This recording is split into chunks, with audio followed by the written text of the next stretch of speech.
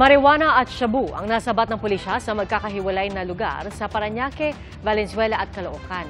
Isa sa mga suspect, Malaysian national na umano'y nagtatrabaho rin sa Pogo.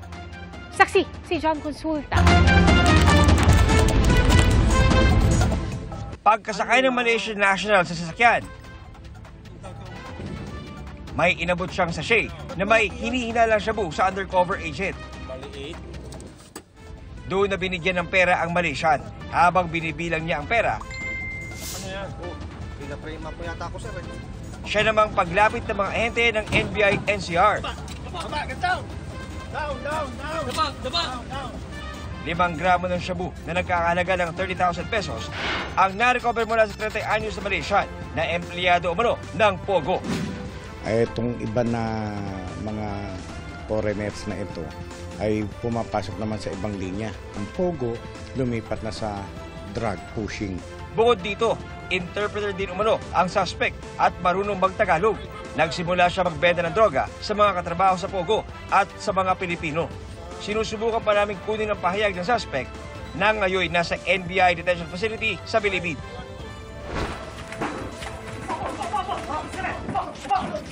Pag-repack naman ng shabu ang bistado sa bagong baryo sa Caloocan. 5 ang arestado, kabilang ang minor de edad na grade 11 student at 18 anyos na grade 12 student. Very alarming talaga kasi estudyante, minor de edad pa. Bukod sa shabu, nahulihan ng mga suspect ng marijuana oil na nagkakahalaga ng mahigit 300,000 pesos. Kanya-kanyang depensa ang mga suspect. Para sa pagkaanan mo. Opo. Gano'n ka nakatagal nagbibenta? Ngayong taon lang po. Ngayong taon lang. Sino nag-recruit sa'yo dito sa 5? Naano lang po nung wala pong pera po. Minsan, sila konti lang. Hanggang konti lang, hindi mo sila marami yan. Natutulog lang po ako sa bahay ng tito. Dami lang din po. Sa Valenzuela, tulak naman ng marijuana ang arestado. Nasa 300,000 pesos na halaga ng marijuana ang nasabat. Online na seller, sa mga customer niya ay kahit sino. Naka-bricks at the same time is dried talaga. Magandang pag-package. Okay. So ibig sabihin pag gano'n ay talagang hindi lang pipitsuging marijuana. Konektado umano ang tula sa Milor Robbery Hold-Up Group na sa Valenzuela at Caloocan umano ng bibiktima. 5 miyembro ng grupo ang arestado. Wala pang pahayag ang mga suspect. Para sa GMA Integrated News, John Consulta ang inyong saksi. Hinamon ni House Speaker Martin Romualdez si Vice President Sara Duterte na humarap sa komite ng Kamara at magpaliwanag tungkol sa paggamit ng confidential funds. Hindi dapat siya sumipot at mag-oath at magsalita at mag-explica kasi lahat ng mga opisyalis niya siya lang yata may alam so kung ano nangyari sa mga pondo kaya dapat siya lang mag-explica. Huwag niya niyang bigay sa mga officials ng OVP o sa DepEd. Siya na lang magsalita. Yun na lang po. Sirisika pa namin makuha ang panig ng Vice Presidente tungkol sa sinabi ni Romualdez. Nauna nang sinabi ni Vice President Duterte na ang pinakamalaking hamon na hinaharap niya ngayon ay ang pagdamay raw sa kanyang mga tauhan sa panggigipit sa kanya ng mga kalaban sa politika. Sa pagdinig kahapon, idinetain sa Kamara ang kanyang Chief of Staff na si Attorney Zuleika Lopez. Matapos siyang mapakontempt dahil sa pagsulat niya sa Commission on Audit na huwag sundin ang sabina para sa mga audit report ito tungkol sa confidential funds. Sa isang pahayag, sinabi ng OVP na humiling si Lopez na huwag na silang maglabas ng statement kaugnay ng kanyang pagkakadetain. May US Task Force na nasa Palawan na nalayong suportahan ng AFP sa mga aktibidad nito sa South China Sea. Ayon po yan sa mga opisyal ng Amerika.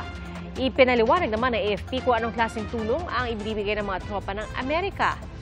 Saksi, si Chino Gaston. Kontrobersyal ang Ayungin Shoal sa West Philippine Sea dahil dito nakasadsad ang BRP Sierra Madre, ang barko ng Pilipinas na nagsisilbing outpost ng Philippine Navy para igiit ang karapatan ng bansa sa West Philippine Sea bilang bahagi ng exclusive economic zone nito. Pero dahil inaangkin din ng China, makailang ulit nang nakaranas ng karahasan ang resupply mission ng Pilipinas sa BRP Sierra Madre. Kaya bago sa pandinig ng banggitin ng bumisitang si US Defense Secretary Lloyd Austin, ang pagkakaroon ng isang anyay task force ayungin ng Amerika. Sa kanyang post sa social media, sinabi ni Austin na sa pagbisita niya sa Command and Control Fusion Center sa Palawan, nakausap at pinasalamatan niya ang mga Amerikanong sundalo ng US Task Force ayungin. Ano nga ba ang US Task Force ayungin at ano ang papel nito sa misyon ng AFP sa West Philippine Sea? Sa isang pahayag, sinabi ng US Embassy na pinalalakas ng task force ang koordinasyon at interoperability para suportahan ng AFP sa mga aktibidad nito sa South China Sea. Naaayon daw ito sa kooperasyon ng mga puwersa ng Pilipinas at Amerika tungo sa pagkakaroon ng malaya at bukas na Indo-Pacific region. Hindi nagbigay ng detalye ang Joint US Military Adjudication Group kung ilang sundalo ang nakadeploy sa task force ayungin. Ayon kay National Security Advisor Eduardo Año, hindi sasama sa mga misyon sa West Philippine Sea ang mga miyembro ng task force ayungin. Pero tutulong ito sa pagbibigay ng impormasyon tuwing may misyon ng AFP Western Command sa West Philippine Sea. ISR, Maritime Domain Awareness. So, tumutulong sila sa pagbibigay ng information about that. But on actual direct participation, it is purely Philippine operation. The Westcom supported by the Philippine Coast Guard. Sa isang statement naman, sinabi ng Armed Forces of the Philippines na ang mga Amerikanong sundalo sa Palawan ay nagbibigay ng technical assistance. Pinalalakas daw nito ang kakayahan ng Pilipinas sa maritime domain awareness na mahalaga sa pagpaplano at pagpapatupad ng mga programa at aktibidad para protektahan ang interes ng bansa sa West Philippine Sea. Ang maritime law expert na si Professor J. Batungbakal hindi na nagulat na may ganitong task force ang Amerika sa Pilipinas. It's not surprising. These are, kumbaga, operational details. No? There's no need to be so concerned about. As long as it contributes to the overall defense and security of the Philippines. Para sa GMA Integrated News, Chino Gaston ang inyong saksi.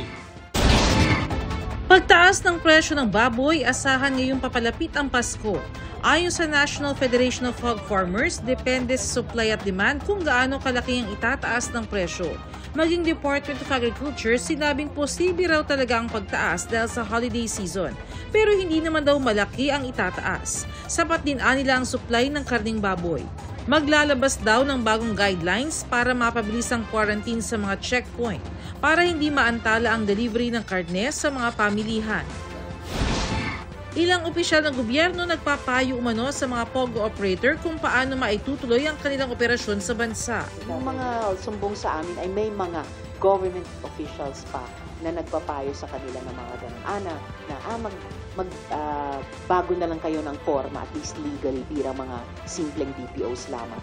Sa ngayon, wala pa raw ibinibigay na pangalan sa tanggapan ni Hontiveros. Pero sa tingin niya, may malalaking personalidad pa rin sa POGO. Gaya ni dismissed Bamban Mayor Alice Guo. May bagong impormasyon din daw ukol sa mga Chinese spies sa Pilipinas sa pamamagitan umano ng mga POGO. Isa raw ito sa mga tatalakayin sa huling pagdinig ng Senado tungkol sa mga POGO sa darating na Martes. Pamilya ng suspect sa pamamaril sa 18 anyos na lalaki sa Molo, Iloilo City, iginiit na tinorture siya ng maaresto. Ayon sa ina ng suspect, umabot umano sa 6 na oras ang pananakit sa kanya. Itinanggi rin ng ina ang mga aligasyong konektado ang suspect sa droga. Ayon naman sa Molo Police, kung iyon ang paniwala ng pamilya ng suspect, nasa kanila na raw yun. Pero maglabas daw sila ng video bilang patunay sa kanilang aligasyon. Sinubukan ng GMA Regional TV na makuha ang kanig ng suspect, pero wala siya sa police station dahil nagkataong isinailalim sa inquest proceedings. Nasampahan na siya ng reklamong murder. Para sa GMA Integrated News, Bernadette Reyes ang inyong saksi.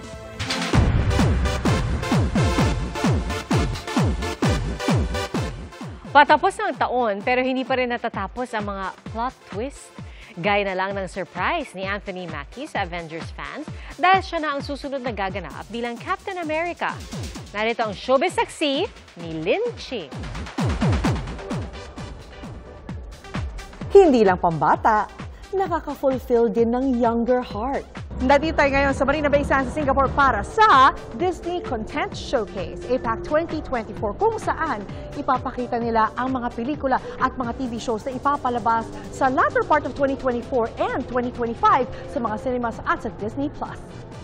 Mula sa critically acclaimed Shogun, hanggang sa The Mandalorian and Grogu, pati sa Ganabal.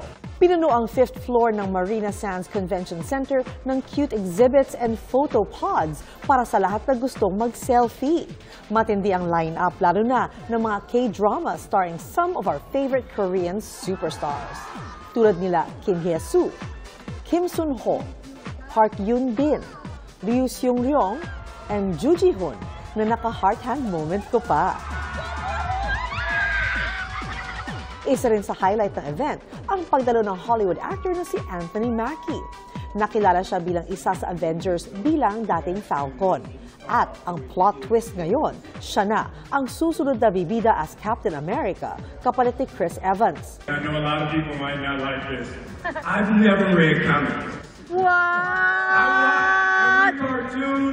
I watch everything from Tom and Jerry all the way to Teen Titans. I have kids, I watch all the cartoons. Paglilinaw naman niya. I've just gotten into reading comic books, but when I got cast as the Falcon, I went back and I bought 50, 60 different comic books from the original Falcon and cast all the way up to the new ones. Definitely daw, may pagkakaiba sa pagganap niya bilang Captain America. I don't have the serum, so the serum is very different. If you have the serum, you can fight anybody and you don't have to worry about anything. With Sam, like I said, him being a counselor, he used more of his brains than his brawn. Para sa GMA Integrated News, ako si Lin Cheng, ang inyong saksi. Mga kapuso, maging una sa saksi. Mag-subscribe sa GMA Integrated News sa YouTube para sa iba't ibang balita.